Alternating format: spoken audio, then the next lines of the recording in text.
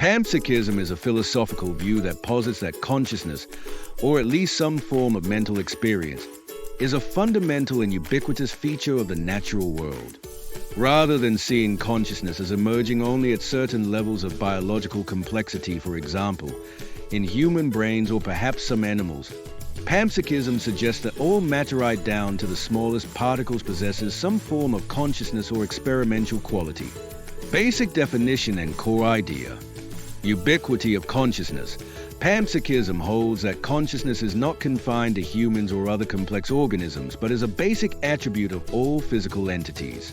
This means that everything from rocks and atoms to plants and animals has some intrinsic mental aspect, however rudimentary. Fundamental property. In this view, consciousness is akin to a fundamental property like mass or charge. Just as every particle has mass, every particle might also have a primitive form of experience. Implications for the nature of consciousness. Continuity of experience. Panpsychism suggests a continuum of consciousness across the physical world. It challenges the sharp division often made between conscious and non-conscious entities, proposing instead that consciousness exists in varying degrees or forms. Solution to the hard problem.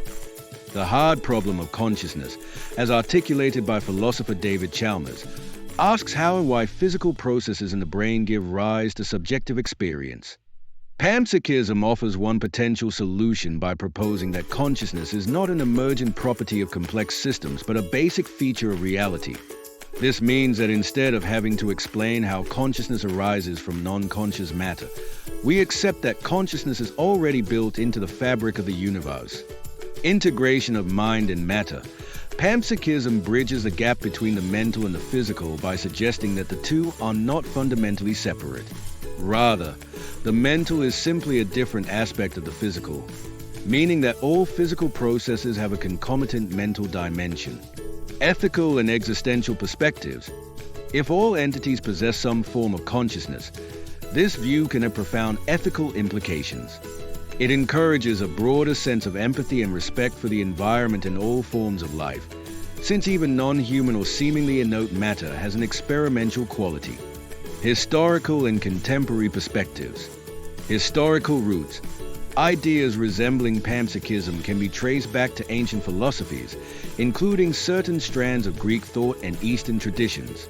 Philosophers like Plato and Spinoza entertain ideas that reality might be imbued with a form of mind or spirit. Modern revival.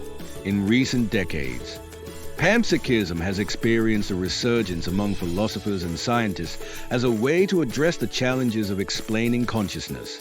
Contemporary philosophers such as Galen Strawson and Philip Goff have argued in favor of panpsychism as a coherent framework for understanding the mind. Relation to science. While still largely a philosophical position, some modern theories in physics and consciousness studies are exploring ideas that align with panpsychism. For example, discussions around quantum mechanics and the observer effect have sometimes been interpreted as suggesting that consciousness might play a more integral role in the fabric of reality than traditionally thought. Practical considerations and criticisms. Complexity and testability. One challenge for panpsychism is its difficulty in being empirically tested.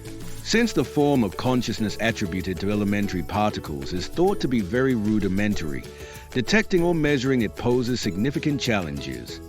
Combination problem.